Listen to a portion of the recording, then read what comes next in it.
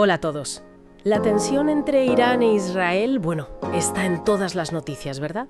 Pero hoy queremos ir un poco más allá del análisis geopolítico habitual. Hemos estado revisando bastante material, artículos, comentarios en redes, análisis que miran este conflicto desde un ángulo diferente. Hablan de antiguas profecías bíblicas.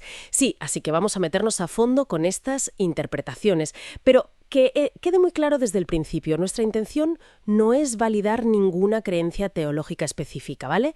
Queremos entender cómo se leen estos textos antiguos hoy, cómo se conectan con los eventos actuales, basándonos solo en lo que dicen las fuentes que hemos consultado. Lo haremos de forma imparcial, solo exponiendo lo que encontramos.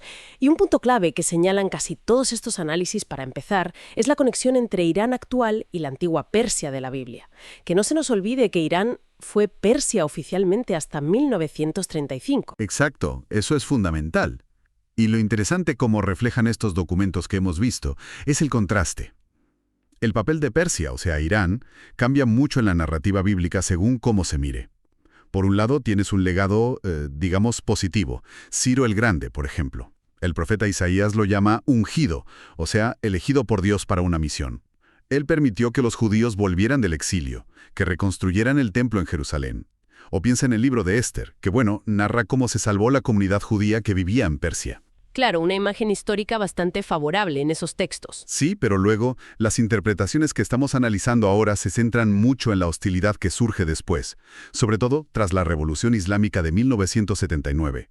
Estas fuentes mencionan una teología apocalíptica concreta en Irán, la espera del Mahdi chiita. El Mahdi, esa figura mesiánica clave para el chiismo. Eso es. Y según estas interpretaciones, esta teología presenta a Israel como un obstáculo ideológico, religioso, que hay que eliminar. Incluso citan la famosa frase de borrar del mapa. Entiendo. O sea que argumentan que para ciertos sectores en Irán, el conflicto no es solo político. Exacto. Sino que lo ven como parte de un plan, cósmico o divino, donde la existencia de Israel choca con ciertas expectativas escatológicas chiitas, siempre según estas fuentes, claro. Y aquí es donde entra, supongo, la profecía que muchos consideran central en todo esto, Ezequiel 38. Precisamente. Los documentos que hemos visto describen esa profecía así. Hablan de una coalición futura de naciones. Incluyen a Persia, o sea, Irán, junto a otras que identifican como Cus y Put. Y esta coalición estaría liderada por una figura un poco misteriosa, Gog de la tierra de Magog. Gog de Magog. ¿Y lo identifican con alguien actual? A referencia a Rusia o alguna potencia del norte de Israel. Y la profecía dice que este ataque ocurrirá en los últimos días. ¿Y cómo termina esa profecía? El relato culmina, según lo exponen, con una intervención divina muy fuerte para defender a Israel. El texto usa imágenes potentes, fuego, azufre, granizo, y algunas de estas perspectivas analizadas sugieren que la escalada que vemos ahora podría ser, digamos, un preludio, el principio del cumplimiento de esa predicción. Es una lectura impactante. Imagino que las propias fuentes admiten que identificar a Gog con Rusia o con líderes actuales es, interpretable, ¿no? Totalmente. Las fuentes serias suelen matizarlo.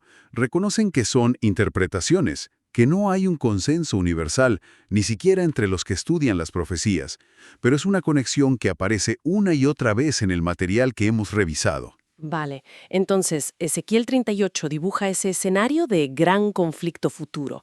¿Y las otras profecías que mencionan estos análisis? ¿Cómo encajan? ¿Añaden algo más? Buena pregunta. Sí, agrupan otras referencias para completar el cuadro. Por ejemplo, citan a Jeremías 49. Este texto profetiza un juicio sobre Elam, que era una región del antiguo Irán. Pero ojo, también promete una restauración futura para ellos.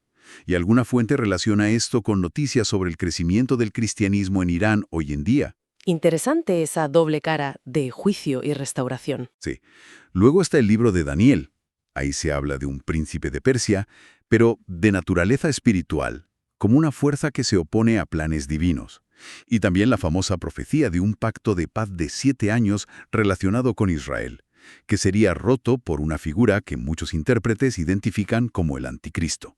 O sea, piezas que añaden complejidad a esa relación Irán-Israel en un contexto de Tiempos finales, según estas lecturas. Exacto. Y a una escala aún mayor, pues recurren al Apocalipsis.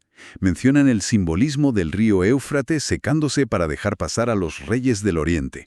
Que a veces interpretan como una alusión a potencias asiáticas, quizá incluyendo a Irán, ¿no? Podría ser, según esas lecturas. También se habla de una batalla final tremenda, catastrófica.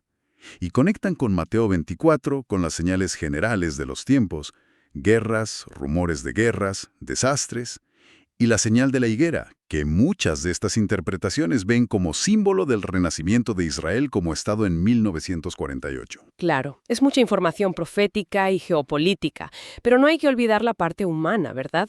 Uno de los documentos que vimos de la organización Puertas Abiertas lo recordaba. Sí, es un contrapunto importante. Ese informe describe la realidad de los cristianos dentro de Irán ahora mismo. Habla de miedo, de dificultades económicas, de gente desplazada, y señala un riesgo muy específico, que los acusen de espionaje solo por su fe. ¡Qué duro! Mucho. Pero el informe también destaca que, a pesar de todo, mantienen la fe y piden oración. Es importante tener presente esa realidad humana en medio de todo esto. Desde luego. Y queda claro que estamos ante interpretaciones muy variadas, incluso dentro del material que hemos consultado. Las fuentes lo reconocen. Sí, explícitamente. Los análisis serios suelen reconocer que hay debates. ¿Son literales estas profecías? ¿Son simbólicas? ¿Se cumplieron ya? ¿Se cumplen ahora? ¿O son solo para el futuro? Mencionan la idea de que el tiempo bíblico es flexible. Nuestro objetivo aquí era simplemente exponer las conexiones que hacen estas fuentes, las que hemos analizado, entre esos textos antiguos y los eventos de hoy, sin juzgar si son correctas o no. Perfecto. Entonces, para resumir, lo que vemos es que este complejo tablero entre Irán e Israel es visto por bastantes voces a través de un prisma muy antiguo, el de las profecías bíblicas. El foco está en ese papel cambiante de Persia e Irán, su relación histórica y futura con Israel, y todo enmarcado en lo que llaman los últimos tiempos. Exacto. Y esto nos deja con una reflexión final, que surge de los propios materiales. Más allá de la geopolítica pura y dura, de la estrategia militar o la diplomacia, estas lecturas ponen sobre la mesa una pregunta importante. ¿Hasta qué punto resuenan realmente los ecos de estos textos milenarios en los conflictos modernos? Y sobre todo, ¿cómo influyen estas interpretaciones en cómo la gente percibe las cosas y actúa, tanto dentro como fuera de la región, especialmente aquellos que creen firmemente en ellas? Es algo en lo que pensar.